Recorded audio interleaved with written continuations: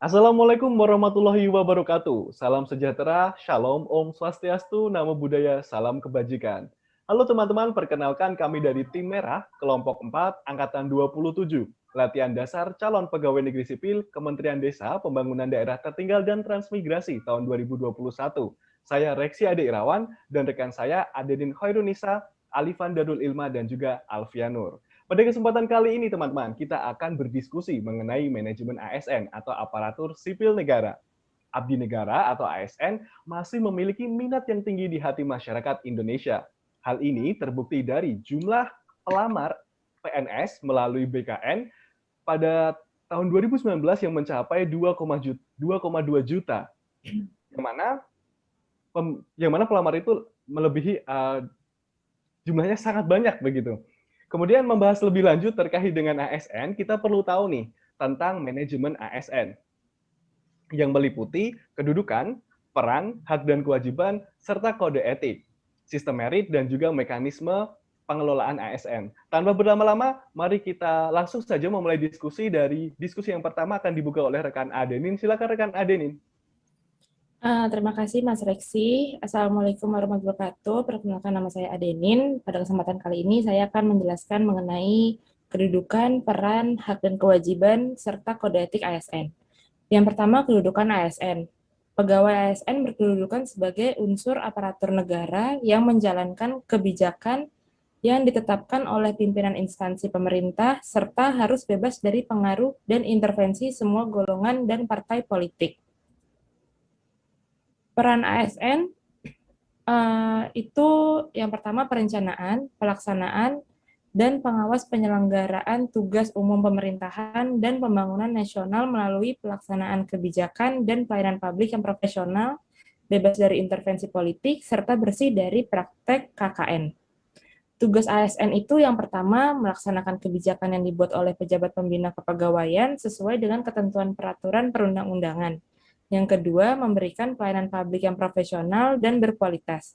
Yang ketiga, mempererat persatuan dan kesatuan negara Republik Indonesia. PNS berhak memperoleh yang pertama gaji, tunjangan, dan fasilitas, yang kedua cuti, ketiga jaminan pensiun dan jaminan hari tua, yang keempat perlindungan dan pengembangan kompetensi. Begitu juga dengan P3K. P3K berhak memperoleh gaji dan tunjangan, cuti, perlindungan, dan pengembangan kompetensi. Kewajiban pegawai ASN itu ada beberapa. Kali ini saya akan menyebutkan 4 kewajiban pegawai ASN yang utama, yaitu setia dan taat kepada Pancasila, Undang-Undang Dasar 1945, NKRI, dan pemerintahan yang sah. Yang kedua, menjaga persatuan dan kesatuan bangsa. Yang ketiga, melaksanakan kebijakan yang dirumuskan pejabat pemerintah yang berwenang. Dan yang keempat, menaati ketentuan peraturan perundang-undangan. Lalu yang terakhir mengenai kode etik ASN. Kode etik dan kode perilaku bertujuan untuk menjaga martabat dan kehormatan ASN. Fungsi kode etik ASN sendiri yang pertama sebagai pedoman, panduan birokrasi publik atau ASN dalam menjalankan tugas dan kewenangan agar tindakannya dinilai baik. Yang kedua, sebagai standar penilaian sifat, perilaku, dan tindakan birokrasi publik atau ASN dalam menjalankan tugas dan kewenangannya. Dan yang terakhir, etika birokrasi penting sebagai panduan norma bagi aparat birokrasi dalam menjalankan tugas pelayanan pada masyarakat dan menempatkan kepentingan publik di atas kepentingan pribadi, kelompok, maupun organisasinya. Sekian yang bisa saya jelaskan mengenai kedudukan, peran, hak, kewajiban, dan kode etik ASN. Saya kembalikan lagi ke Mas Reksi. Baik, terima kasih rekan Adenin atas informasinya mengenai kedudukan, peran, hak, dan kewajiban serta kode etik ASN. Kemudian kita akan lanjutkan pembahasan terkait dengan sistem merit yang akan diinformasikan oleh Mas Alif atau rekan Alif. Silakan rekan Alif. Baik, terima kasih Silakan. Mas Reksi. Melanjutkan pembahasan tadi dengan Mbak Adenin yang sudah membahas peran, hak, dan kewajiban. Lalu ada kode etik juga. Nah, yang tidak kalah penting adalah sistem merit dalam pengelolaan ASN. Sistem merit adalah kebijakan dan manajemen ASN yang secara objektif, yaitu yang berdasarkan kualifikasi, kompetensi, dan juga kinerja yang secara adil dan wajar tanpa membedakan latar belakang politik, ras, warna kulit, agama, asal-usul, jenis kelamin, status pernikahan, umur, hingga kondisi kecacatan. Dengan demikian, Terdapat 3 prinsip sistem merit, yaitu keadilan dan kewajaran, objektif, dan juga berbasis kinerja. Nah, sistem merit ini dilakukan di semua tahapan pengelolaan ASN, dari penyusunan dan penetapan kebutuhan, rekrutmen, pengangkatan, penempatan, penilaian kinerja, pengembangan kompetensi, promosi, mutasi, hingga pemberian penghargaan. Dan semuanya ini dilakukan secara terbuka dan kompetitif untuk mendukung tata kelola pemerintahan yang baik. Dengan begitu, manajemen ASN yang didasarkan pada spoil system atau mengutapkan pertimbangan-pertimbangan subjektif itu dapat dihindari. Nah, fungsinya apa sistem merit ini? Ada 2. Yang pertama dari sisi organisasi. Ini mendukung prinsip akuntabilitas pada sektor publik, yaitu organisasi dapat mengarahkan SDM yang dimiliki untuk dapat mempertanggungjawabkan keberadaannya sesuai dengan kualifikasi, kompetensi, dan juga kinerja yang telah dilakukan. Istilahnya right man on the right job. Lalu juga yang kedua, bagi ASN. Sistem merit ini penting untuk menjamin keadilan dan objektivitas dalam perjalanan karir, mendorong produktivitas yang lebih tinggi, serta pengembangan diri. Serta di dalam sistem merit ini juga ada sistem rewards and punishment dalam sistem merit, yang juga diharapkan dapat menjadi equity atau kesetaraan bagi pegawai ASN. Nah, nanti ketika kualitas ASN-nya sudah bagus melalui sistem merit, maka otomatis akan meningkatkan kualitas pelayanan publik yang menjadi tanggung jawab sektor publik. Selain itu, pencantuman sistem merit dalam Undang-Undang Nomor 5 Tahun 2014 tentang ASN itu juga menunjukkan keseriusan pemerintah untuk menerapkan objektivitas dalam manajemen ASN, serta menjadi keharusan bagi semua instansi pemerintah, baik dari pusat hingga daerah, untuk menerapkan sistem tersebut dalam manajemen ASN. Nah, untuk menjamin keberlangsungan sistem tersebut, itu ada 2 lembaga yang menyediakan aturan kelembagaan. Yang pertama adalah Komisi Aparatur Sipil Negara atau KASN yang memiliki kewenangan untuk melaksanakan monitoring dan evaluasi dari pelaksanaan kebijakan dan manajemen ASN. Lalu yang kedua ada Kementerian Pendayagunaan Aparatur Negara dan Reformasi Birokrasi atau Kemenpan RB. Tugasnya beda dengan KASN, yaitu dia bertugas memberikan pertimbangan pada Presiden dalam penindakan pejabat yang berwenang dan pejabat pembina kepegawaian atas penyimpangan sistem merit dalam pengelolaan ASN. Jadi harapannya dengan adanya sistem merit dalam pengelolaan ASN, maka ASN tersebut dapat dikelola untuk menjadikan ASN yang lebih profesional, lebih berkualitas, dan lebih berkarakter. Mungkin dari saya untuk penjelasan sistem merit cukup sekian, Mas Reksi. Saya kembalikan kepada Mas Reksi. Terima kasih.